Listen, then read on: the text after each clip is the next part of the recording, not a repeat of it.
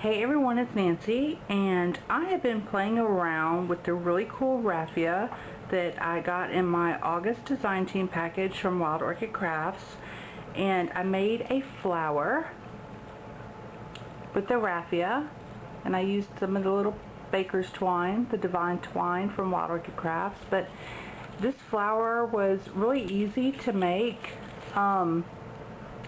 It was fun. I just kept playing and playing with the raffia, and I got several ideas, but I wanted to show you this one. Really cute little flower, and I'm going to show you how to make it. So a couple of the things that you're going to need are, of course, the raffia, and the color that I'm using is the natural buff.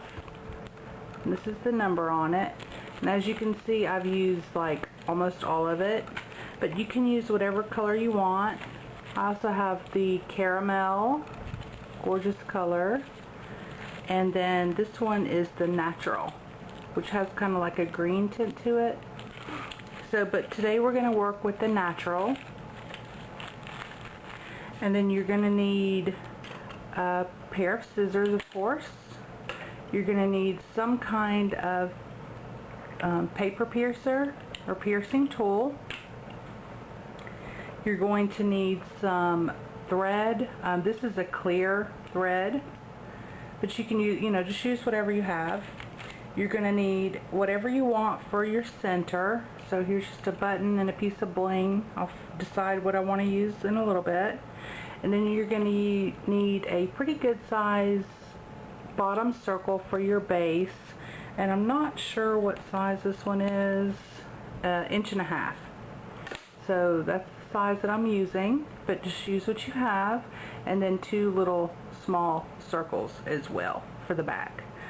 And you're also going to need your a piercing mat, as well as a ruler, or if you have a Tim Holtz ruler, it's even better because we're actually going to use the piercing holes here. And the last thing would be the glue of your choice. I'm going to use hot glue since it dries really fast. And you're going to need an iron, and this is just a little Clover craft iron. So I'm going to get set up and I'll be right back. Okay, so when you get your raffia, it's going to come wrapped like this, and I have the item number on it for you, and it's just in a nice bundle, and you get a lot of it. So what I did was I just took my raffia and took the wrapper off, and I'm just going to use about 1 yard of this. So let me just cut that off real quick. So just roughly, give or take 1 yard or so. And this is what's left of my natural buff. Not very much at all. And what I do is I just store it in a little Ziploc bag, and I took the label off so I know what number it is.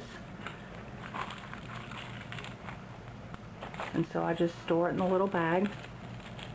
Now what you're going to do is you're going to take your raffia and you're going to unravel it because it's all raveled up. It'll be about 3 times this size once you open it up. So just play with it. It's actually really strong. You don't have to be that worried about tearing it. I haven't torn it yet, so it is pretty sturdy. And I love the texture of it. It's really soft. It's kind of like a ribbon. And when you're playing with the raffia, think of it as ribbon. And what you do with ribbon, you can basically do with this. So that's how I kind of approached it last night when I was messing with it, is just pretending that it's ribbon. Okay, so I'm not going to do the unravel the whole piece because I already have a part ready for you.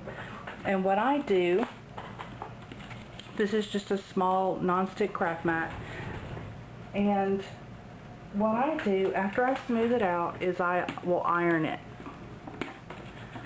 so that it's completely flat. And I do the whole, sorry I dropped my scissors, I do the whole piece. Just iron it out, make it smooth. Make sure that, like right here, it has the little piece that's bent in. I mean, it really doesn't matter, but I try to make sure that I have it completely opened. And I'll just iron it. And when it's completely opened, it's about an inch wide. So go ahead and do that and get your, see how nice and smooth that is? Really flat. So just continue to do that to your piece. And you will have a piece like this. So it's all ironed out and ready to go. And then what I do, oh see, messed my little mat up, ironing it on top of it. It's okay.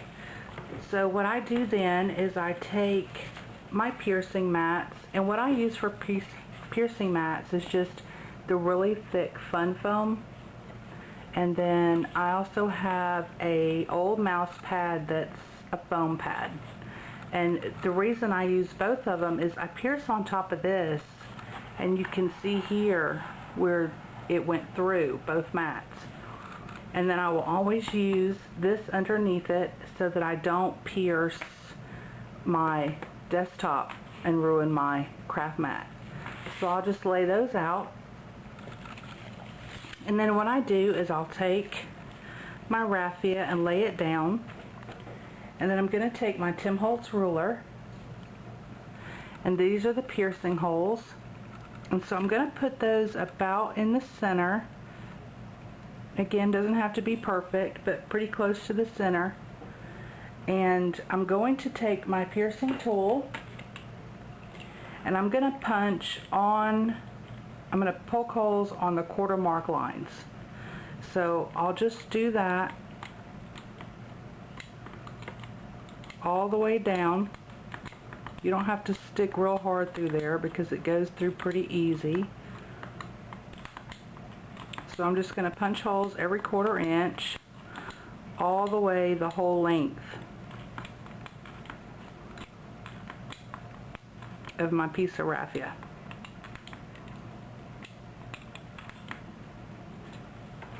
And you can see here how the holes are all lined up, nice and evenly spaced.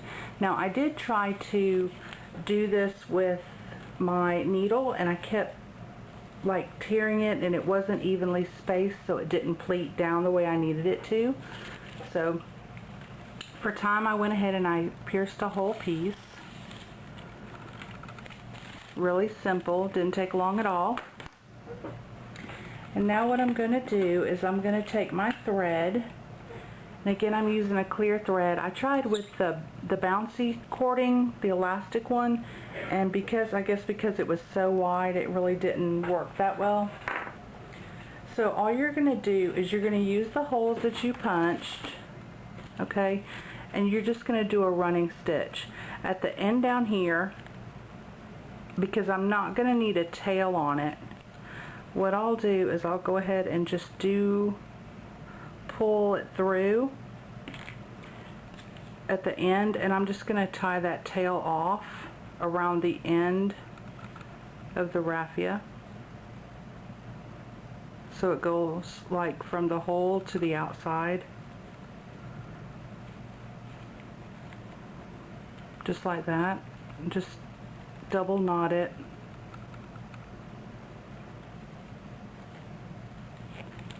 Pretty simple, just like that. Okay, so because I'm not worried about this tail, okay, it doesn't matter if it has a tail or not. So all I'm going to do is I'm going to do the running stitch where you go up in one, down in the other, up in one, down in the other, and with these holes already punched, it's pretty easy. And as I'm doing this, I'm not going to go ahead and pull it so that it's already ruffled. I'm going to pull it straight and let it lay straight until I get to the end, and then we'll start nipping it in. Okay? So I'm just going to continue just to run it in and out through the stitch holes until I get to the very end. So I'm going to go ahead and do this, and I'll be back in just a minute. Okay, so I've threaded the whole way, just doing a running stitch in and out and in and out. and I've left the whole piece flat. And now what I'm going to do is start on the end where we, not where we started, but where we finished, and I'm just going to slide down just slightly and keep pushing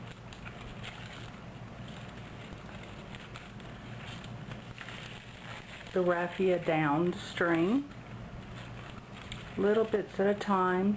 Squish it up, because I want it to gather, but I don't want it to be all twisted. So even though I'm gathering it, I still want it to be, you know, not all twisted up together. So I'm going to keep sending those gathers down to the bottom. And once we have it pulled down, then we can go in and adjust it some. So I'm really not being, you know, real picky, and not really, you know, not fighting with it. Just kind of let it slide, because you don't want to tear through the holes that you stitched. So there it is. I'm going to pull it down just a little bit more in this tail.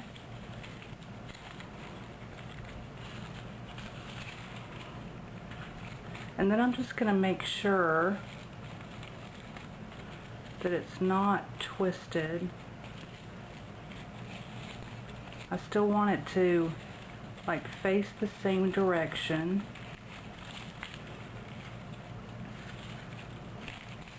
So that it's easier when we go to lay it down. Okay. That's pretty good, I think, right there. Okay. So what I'm going to do is I'm going to take the larger circle that I punched out, and I'm going to take my piercing tool, and I'm just going to punch a hole in the circle. I'm not measuring, doesn't have to be exact, because it's really going to be all, you know, on top of it anyway. So once I have that circle, I'm going to stick my needle through it, and I'm going to pull the raffia up to the circle like this, okay? Then I'm going to flip it over, and I'm going to pull that string with the needle attached really taut up against the circle, like that.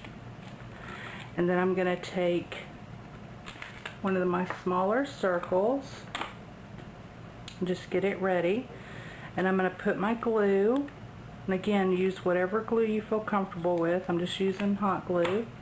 I go over that, and I'm going to stick that circle down on it. And what that does is it's going to hold this string to the center so we can snip it off to release our needle and thread. Okay. So now you have this. And all you're going to do is turn it like this and just play with it, just see how it's going to look.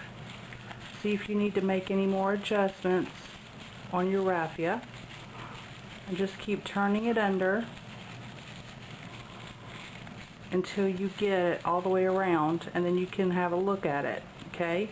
If that's how you're going to like it, just open it back up and start adding a little bit of glue at a time, and then do the same thing. Just turn it around, go around and around in a circle,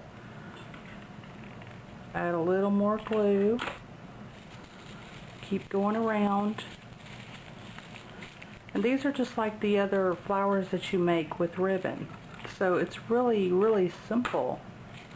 Really easy. Just keep turning it around. Don't worry if it gets a little flat, because we can go back and fluff it back up. Not a big deal. Just make sure that it's adhered down really well.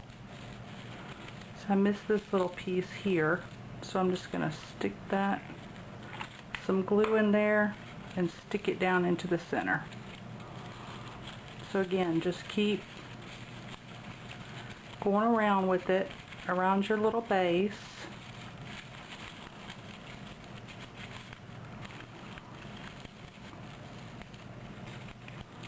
Add a little more glue here since I'm at the end. I'll glue that down. We'll fluff this all back up in just a minute. I'm going to make sure I have it. See, this piece I didn't glue, so I need to go back in and make sure that it's glued down. Again, just a little bit of glue holds it really well. Now, this is your end tail, okay?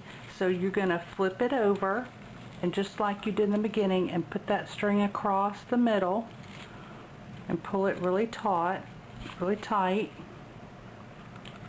You're going to add some glue on top of it, and then you're going to stick your other circle on there so that you can snip the remainder of your thread off from your tail. So now you have this, and you can go in and totally scrunch it up, distress it however you want it. If you want to take, you know, an ink pad and hit it with some ink, I'll just grab this blending tool. But you can go in and just hit the raised areas just to add some color like that. And then you are ready for your center. And once you put your center in, then you can go in and refluff. So no big deal. Again, just quick and easy. No fuss, no muss. Okay. So I have this little white button, be really cute, but I want to use some of the baker's twine, and this is in the brown. There's the number. So I'm just going to use a little piece of baker's twine.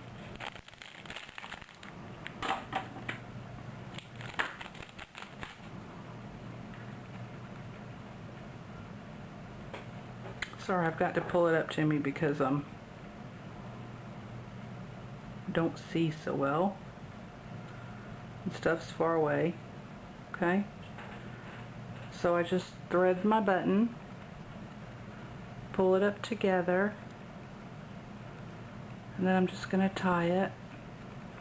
You can tie a bow, or you know, you can just double knot it, however you want to do it. I think for this one I'm just going to double knot it. So I'm going to reduce this just a little bit. Take out some of this so I'm not... Put that back in the bag. And I'm just going to double knot it.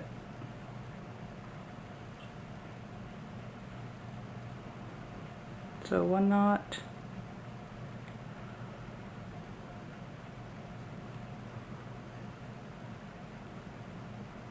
You know you can't ever do stuff right on camera. Sorry. Okay, so just a double knot, real simple. I'm just going to snip these little tails off. Okay. And so I'm going to put my glue, pretty good amount, in the center. Then I'm going to stick this button in there. Hold it tight for just a second.